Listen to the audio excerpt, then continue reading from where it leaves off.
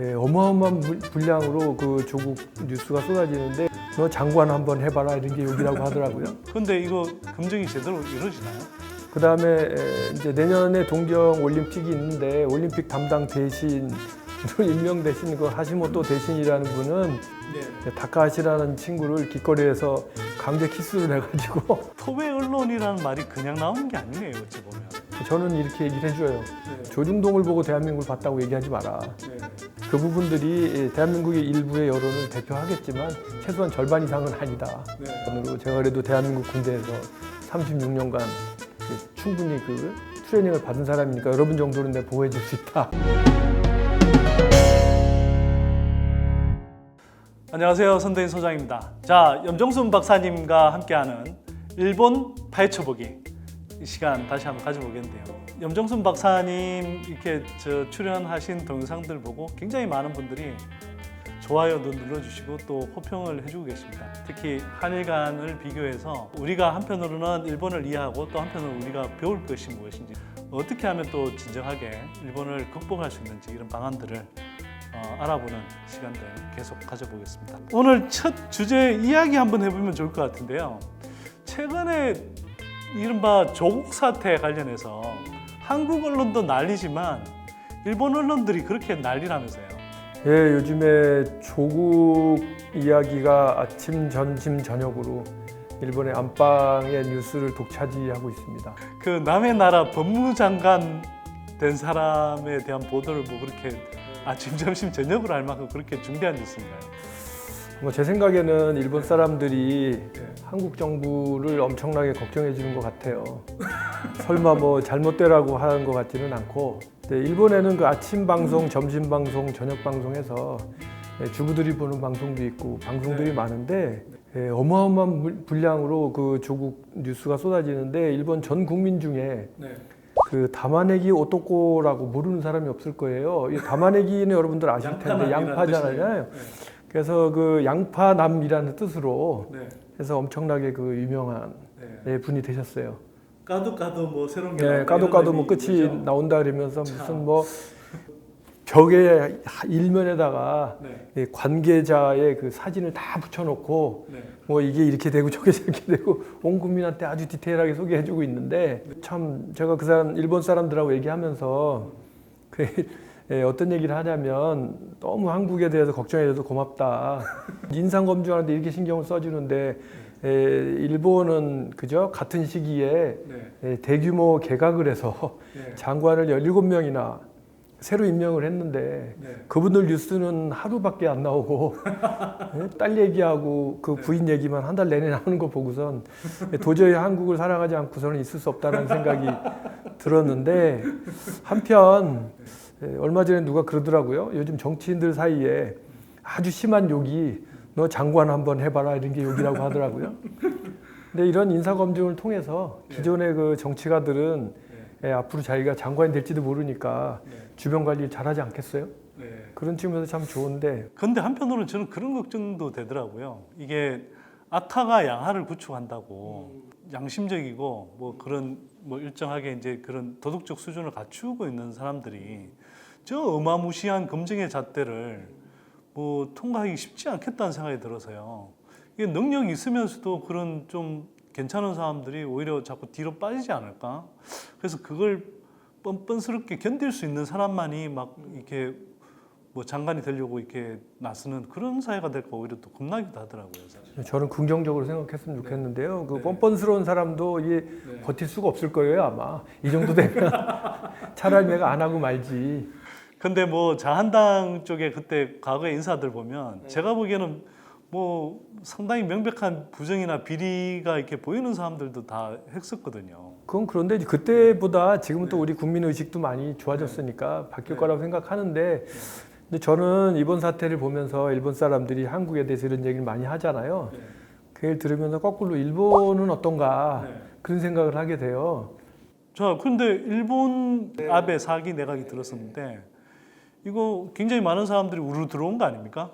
그렇죠. 지금 17명 정도가 들어왔는데 그런데 이거 검증이 제대로 이루어지나요? 그 일본의 경우에는 기본적으로 대한민국과 같은 인사청문회라는 게 없어요. 아 그래요? 예, 그래서 알기 쉽게 표현을 하면 네. 대한민국의 인사검증이 MRI나 CT 수준이라고 생각을 한다면 네. 일본의 인사검증은 목시 검사 정도 돼요.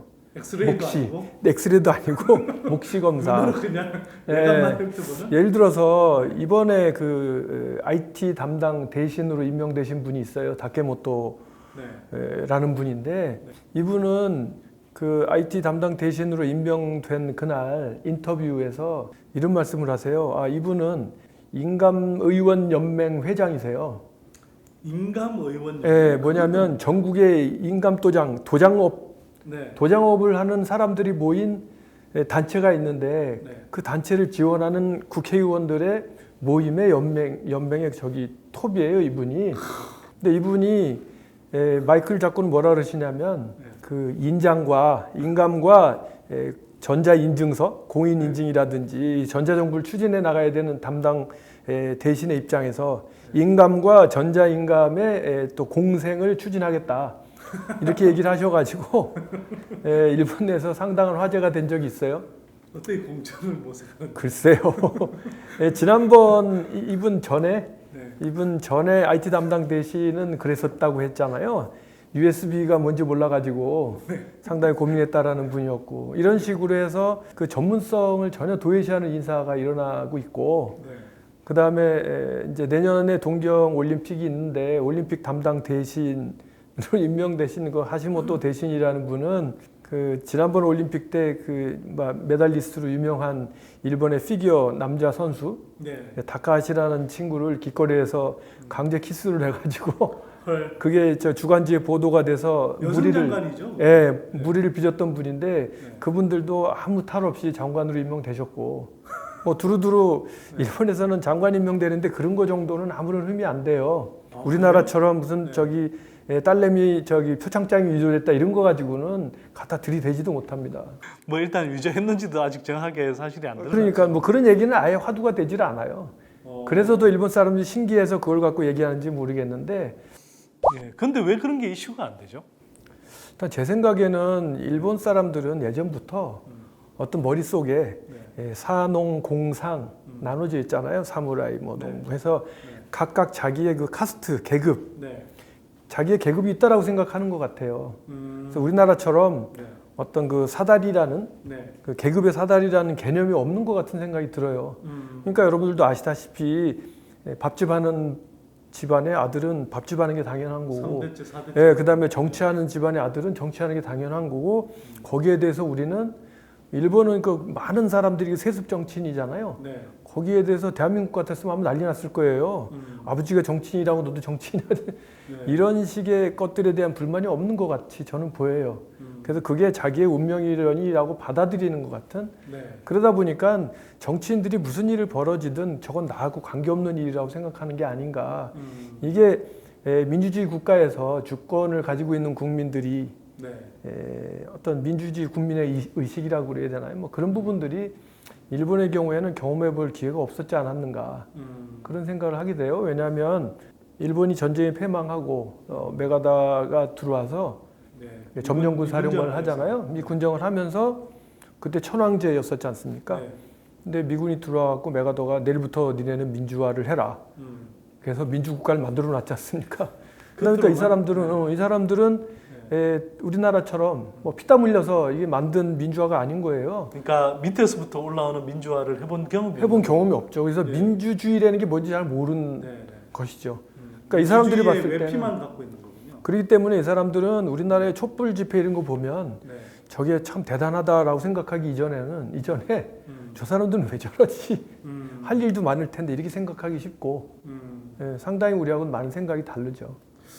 조국 장관 뭐에 대한 검찰 수사와 관련해서 뭐 서로 다른 의견들이 있지만 검찰 권력이 진짜 비대하긴 비대하구나 이런 생각이 좀 들기도 하는데 일본은 이런 하여튼 견제 장치 자체가 제대로 작동을 안 하는 모양이에요. 기본적으로 이번에 우리나라 검찰 개혁할 때 최소한 일본만큼이라도 하자라고 얘기하는 것 같아요. 보면 경찰이 수사권을 가지고 수사를 하고 일본에는 보통 검찰 출신 국회의원이 별로 없어요.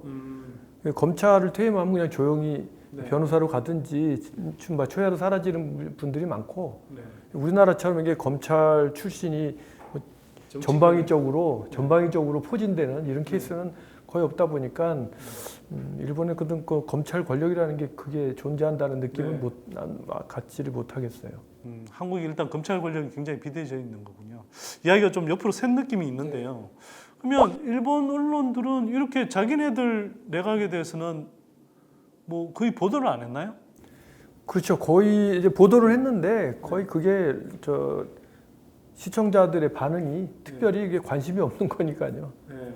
그래서 뭐 특별히 그렇게 주목받지는 못했다고 봐요. 그리고 이런 사소한 스캔들이 있어도 그게 뭐 SNS로 이렇게 좀 퍼져나갈 뿐이지 그거에 대해서 특별히 국민들한테 뭐 크레임이 온다거나 그런 건 원래 없어요. 그럼 보도량이라든지 보도되는 뭐 기간은 어느 정도입니까? 이런 보통 일본의 내각 그러면 보통 뭐 하루 이틀 정도로 끝납니다. 예, 기본적으로 그러니까 우리는 인사청문회가 있어서 인사청문회 내내 그게 화제가 되지만 전화는 인사청문회가 없으니까 일단 임명되고 그다음에 이제 주간지 같은 데서 그 스캔들을 파헤쳐가지고 뭐 나는 케이스는 있는데 기본적으로 웬만한 스캔들 갖고는 이게 화제가 되질 않아요. 그럼 사실상 그냥 총리가 임명하면 다 되는 거군요. 그렇죠. 그리고 거의 뭐 언론이라든지 어떤 뭐 시민들의 어떤 감시라든지 견제를 거의 받지 않고 그냥 장관이 되는 거군요. 그렇죠.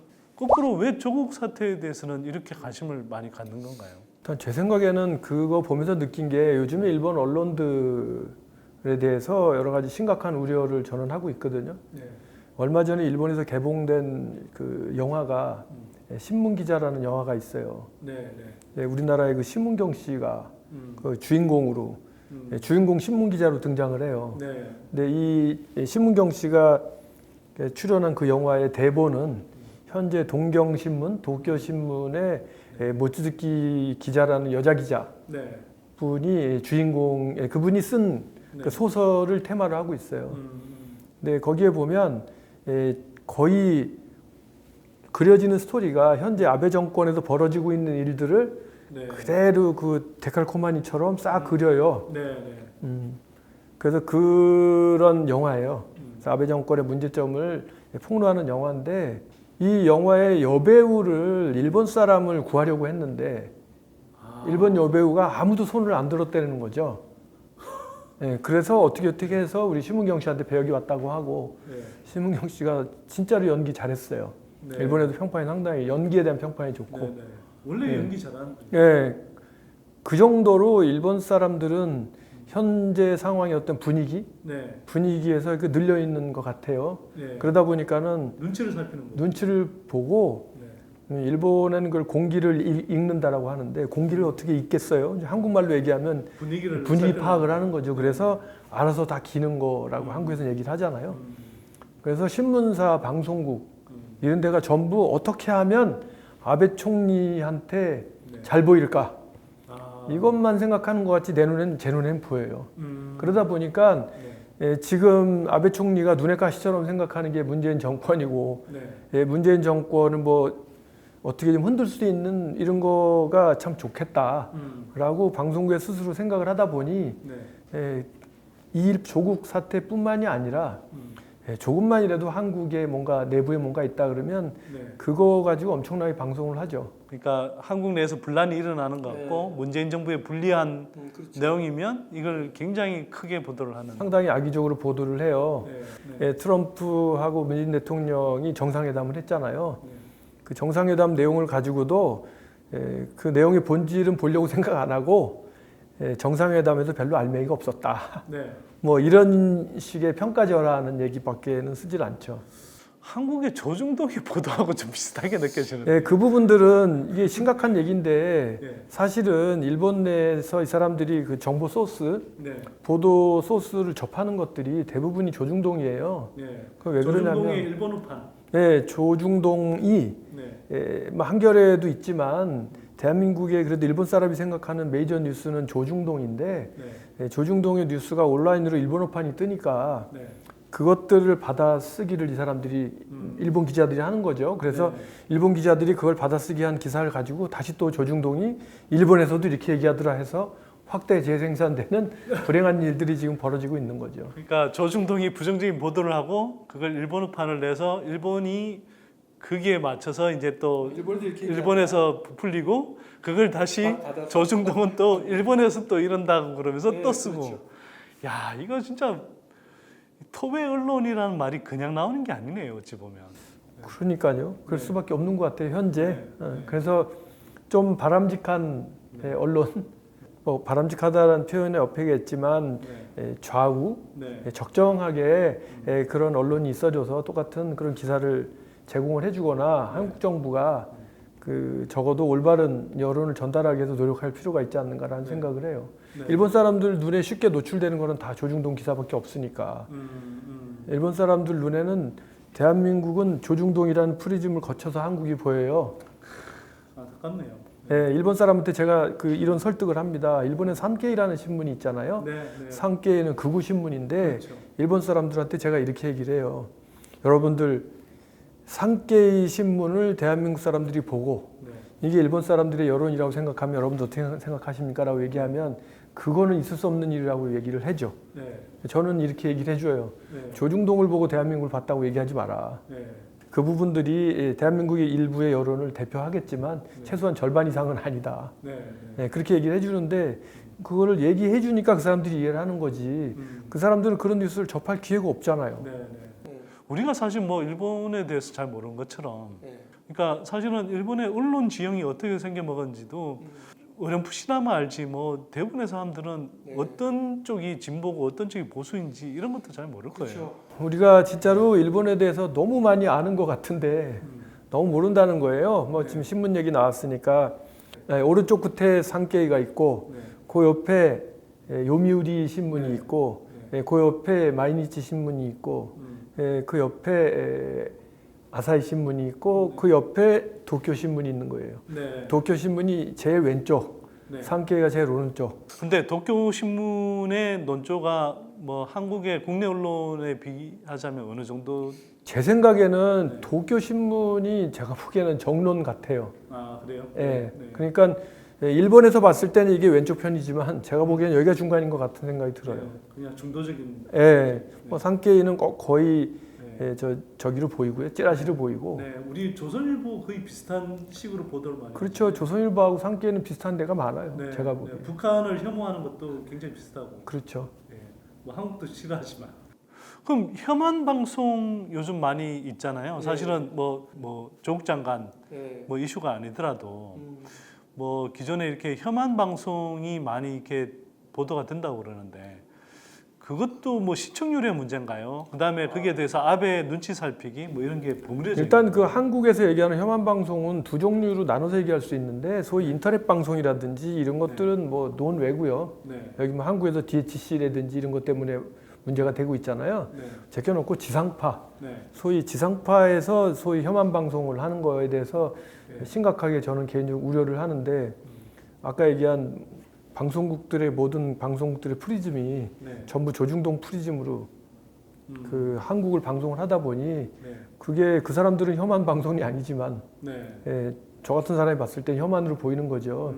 예를 들면 그래도 중도로 보인다는 TBS라는 방송국이 있는데 이 방송국이 제가 보기에는 일본의 방송국 중에 가장 정론 방송이라고 저는 생각을 해요.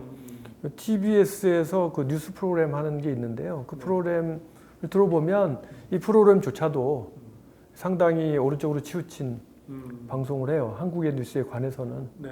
그런 것들이 상당히 우려되는 거죠. 그러니까 결국은 한국의 특히 조중동을 중심으로 한 그 보도가 일본이 한국을 바라보는 어떤 창이 되는 것이고 그러다 보니까 그 한국을 바라보는 관점이 그렇게 굳어지는 거군요. 그리고 기본적으로 그 사람들이 한국을 바라보는 인식이 결국은 조중동에 의해서 만들어진다는 거네요. 이 사람들이 한국에 대한 정보를 입수할 수 있는 루트는 그것밖에 없으니까요. 그거 심각한 문제네요.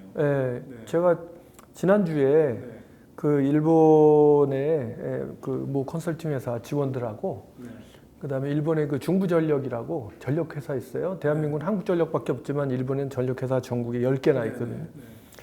그 중에 한 회사 이제 한국전력을 좀 배우고 싶다고 해서 선진 사례를 그래서 같이 와서 이제 저 시찰을 하고 갔어요. 근데 이 사람들 원래 3개월 전에 한국에 오기로 이제 저하고 얘기가 돼 있었는데 이분들이 계속 걱정을 하는 거예요. 한국에 가면 이게 혐일 분위기가 있어서 혹시 해코지를 당할지 모른다고 해서 사내에서 그 유보를 하라고 자꾸 얘기를 한다. 그렇게 얘기를 해서 제가 그다음에 괜찮다고 가자고 얘기를 했고 농담 반 진담 반으로 제가 그래도 대한민국 군대에서 36년간 충분히 그 트레이닝을 받은 사람이니까 여러분 정도는 내 보호해 줄 수 있다. 36년간? 36개월간 그런 얘기를 해서 이 사람들 데리고 왔는데 뭐 처음 오는 거래요. 평생 한국을. 그러니까 첫날부터 이게 아닌 거지. 자기들이 본 세계는. 이게 한국 가면 첫 번째로 대부분의 일본 사람들은 한국에 온 적이 없단 말이에요. 그러니까 이 사람들 머릿속에는 대한민국이 아마 태국쯤 되는 것 같아요. 필리핀이나. 그렇게 알고 있습니까? 본 적이 없으니까요. 우리가 가본 적이 없는 나라면 우리하고 똑같다고 생각 안 할 거 아닙니까? 우리 선진국인데. 그래서 딱 왔는데 이거 뭐 우리나라하고 똑같지 않느냐, 우리나라보다 더 좋지 않느냐 이런 생각이 들고 뭐 만나는 사람마다 친절하게 진짜 잘해주고 무슨 뭐 텔레비에서 자기들이 본 거하고 너무 틀리다.